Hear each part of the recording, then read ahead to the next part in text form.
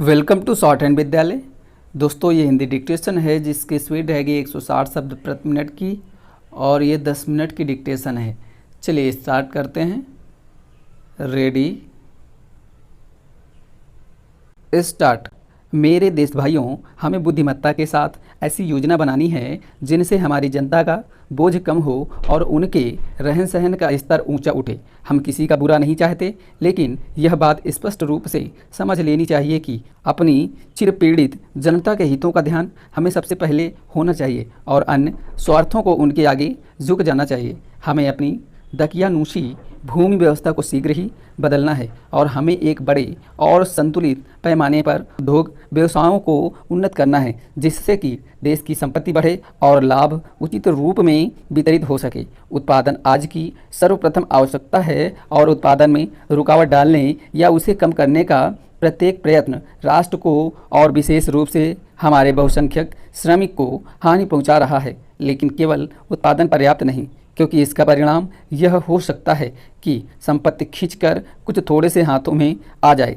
उन्नति के मार्ग में यह बाधक होगा और आज के प्रसंग में अस्थिरता और संघर्ष उत्पन्न करेगा। अतएव समस्या को हल करने के लिए उचित और न्यायसंगत वितरण अत्यंत आवश्यक है। भारत सरकार के हाथ में इस समय जल प्रवाह के नियंत्रण द्वारा नदियों की घाटियों के विकास की, बांधों और जलागारों और सिंचाई के साधनों के निर्माण और पनबिजली की शक्ति के विकास की कई बड़ी योजनाएं हैं। इनसे खाने की वस्तुओं के उत्पादन में तथा सभी प्रकार के औद्योगिक विकास में सहायता मिलेगी। ये कार्य सभी योजना के लिए बुनियादी हैं और हम इन्हें जल्दी से जल्दी पूरा करना चाहते हैं, जिससे कि जनता को इनका लाभ मिल सके। इस सब बातों के लिए शांति की स्थिति और सभी संबंधित लोगों का सहयोग और कठिन श्रम निरंतर आवश्यक है।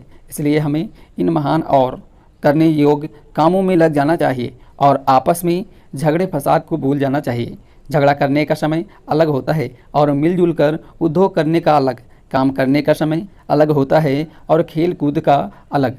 आज न झगड़ा करने का समय है, न बहुत खेल कूद का। यदि अपने देश और अपनी जनता के साथ विश्वासघात नहीं करना चाहिए तो आज हमें एक दूसरे से सहयोग करना चाहिए और मिलजुल कर काम करना चाहिए और यथार्थ सद्भावना से काम करना चाहिए। मैं कुछ शब्द नागरिक तथा सैनिक राजसेवकों से कहना चाहूँगा। पुराने अंतर और भेद मिल गए हैं और आज हम सभी भारत के स्वतंत्र बेटे और बेटियां हैं और अपने देश की स्वतंत्रता का तथा उसकी सेवा में लगने का हमें गर्व है। हम समान रूप से भारत के प्रति निष्ठा रखते हैं। हमारे सामने जो कठिन समय है उसमें हमारे राजसेवकों और विशेषज्ञों को बड़े महत्व का भाग लेना है और हम एक साथी की भांति उन्हें भारत की सेवा में लगकर ऐसा करने का बुलावा देते हैं।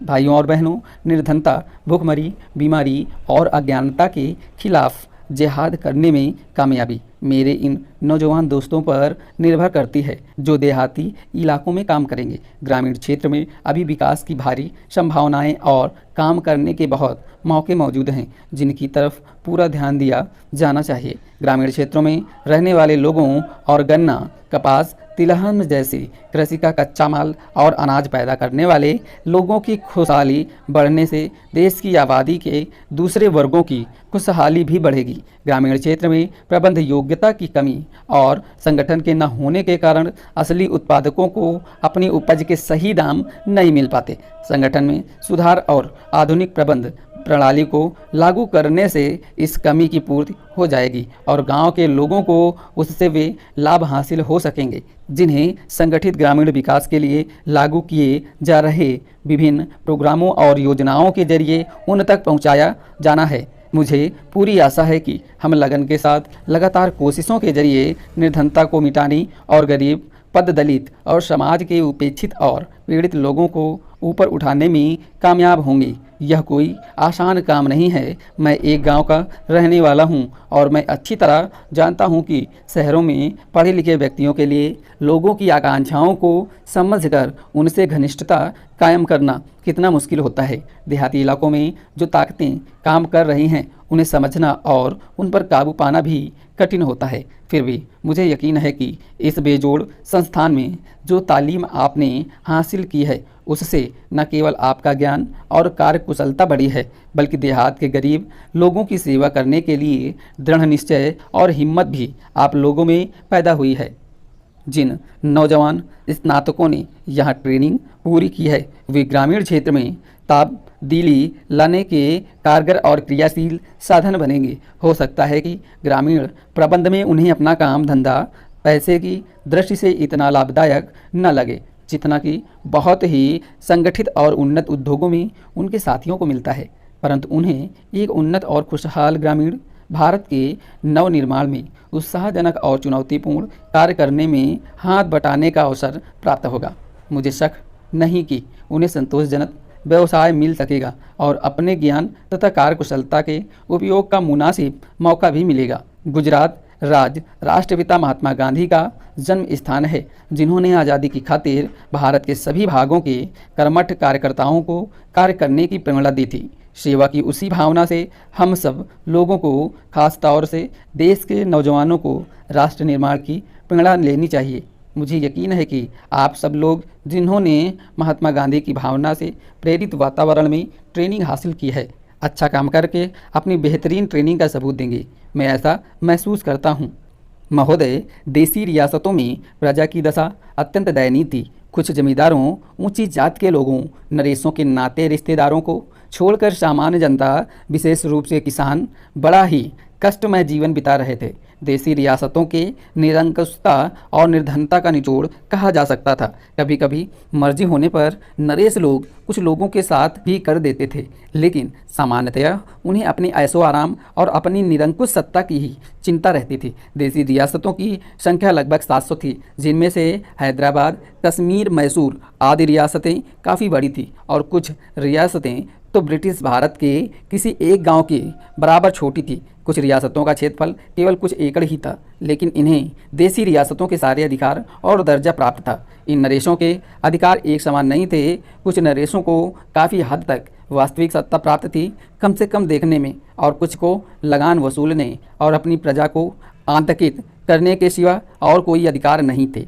इस हालत के लिए देसी नरेशों को ही अकेले दोषी नहीं ठहराया जा सकता। सिद्धांत रूप में यद्यपि उन्हें अपनी रियासत में पूरे अधिकार प्राप्त थे, लेकिन अधिकांश में यह सत्ता केवल जनता पर दमन और अत्याचार की चक्की चला सकने तक ही सीमित थी। यदि वे प्रजा की दशा सुधारने या उसे किसी प्रकार का प्रतिनिधिक प्रशासन देने की कोशिश करते भी थे, तो दिल्ली की राजधानी में बैठा सम्राट का प्रतिनिधि, वायसराय या उन रियासतों में बैठा उसका एजेंट उन्हें वैसा करने से रोक देता था। ऐसा वास्तव में हुआ भी था कि नरेशों ने उत्तरदायी सरकार स्थापित करने में अपनी असमर्थता व्यक्त की थी, क्योंकि वैसा करना सर्वोच्च सत्ता ब्रिटिश सरकार के साथ हुई संधि की शर्तों के विरुद्ध होता। वस्तुतः वायसराय केवल संधि की शर्तों की सीमा में ही रहकर अपने अधिकारों का प्रयोग नहीं करता था। जब बरार को लेकर कुछ विवाद उत्पन्न हुआ, तब लॉर्ड रीडिंग ने यह बात निजाम को अच्छी तरह समझा दी थी।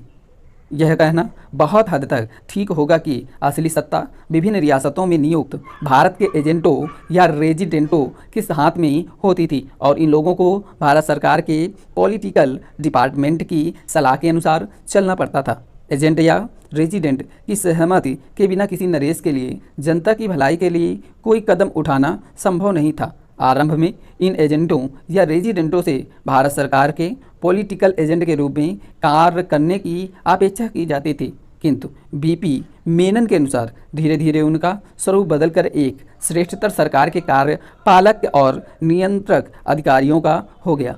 सरकार ने इन रियासतों का उपयोग उन गंदगी जमा करने वाले गढ़ों के रूप में किया, जिसमें शेष भारत का संचित दुख दर्द बहकर जमा हो सकता था। 1920 से 1921 तक रियासतों में कोई राजनीतिक गतिविधि नहीं होती थी।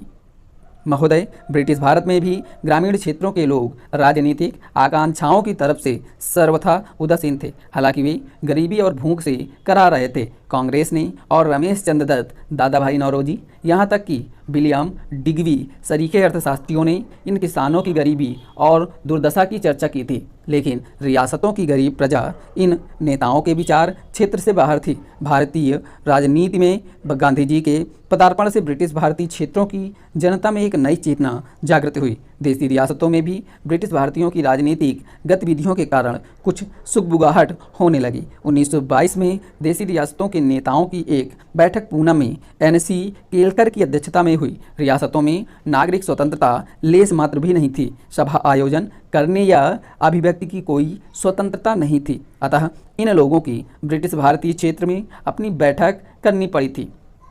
इस सम्मेलन में अखिल भारतीय राज्य प्रजा परिषद स्थापित करने का फैसला किया गया, लेकिन इस फैसले को कार्यान्वित करने में कुछ समय लगा। ब्रिटिश भारत में असहयोग आंदोलन की जो लहर चल रही थी उसका असर देसी रियासतों पर भी हुआ। धीरे धीरे प्रजा मंडलों, लोक परिषदों, प्रजामित्र मंडलों, नागरिक अधिकार संघों आदि की स्थापना रियासतों में होने लगी, लेकिन ये संस्थाएं रियासतों के अंदर काम नहीं कर पाती थी। अतः वे पड़ोस के ब्रिटिश भारतीय क्षेत्रों से अपनी गतिविधियां संचालित कर रही थी। प्रजा परिषद का अगला अधिवेशन 1926 में हुआ था। इसमें एक अखिल भारतीय संगठन स्थापित करने का फैसला किया गया। एक घोषणा पत्र में सम्मेलन ने एक संघ स्थापित करने के पक्ष में अपना मत व्यक्त किया, जिसमें देसी रियासतें भी ब्रिटिश प्रांतों की सहभागी होंगी।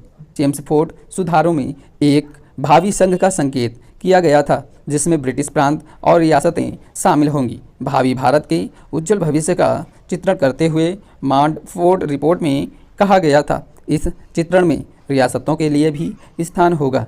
यही वह प्रेरणा थी जिसने 1926 में हुए रियासतों के प्रतिनिधियों को यह घोषणा करने के लिए प्रेरित किया था कि रियासतें भी इस संघ में भागीदार होंगी। सम्मेलन में कहा गया कि सभी भारतीय रियासतों की जनता का लक्ष्य यह मांग करना और उसे पूरा कराना होगा कि भारतीय रियासतों को ब्रिटिश भारतीय प्रांतों के साथ समानता के आधार पर एक ही भारतीय राष्ट्र का भिन्न अंग माना जाना चाहिए और राष्ट्र को सरकार में उत्तरदायित्व के बुनियादी सिद्धांतों पर आधारित होना चाहिए। किंतु अखिल भारतीय राज्य प्रजा परिषद की स्थापना 1927 में ही हो सकी। इसे रियासतों में एक संगठित आंदोलन की शुरुआत कहा जा सकता है। इसका पहला सम्मेलन बम्बई में दिसंबर 1927 में हुआ। इसका दूसरा सम्मेलन मई 1929 में बम्बई में ही हुआ। वस्तुतः इसके सभी सम्मेलन ब्रिटिश भारत में ही हुए। इस समय तक देसी रियासतों के बारे में कांग्रेस का रवैया अस्पष्ट सा ही था।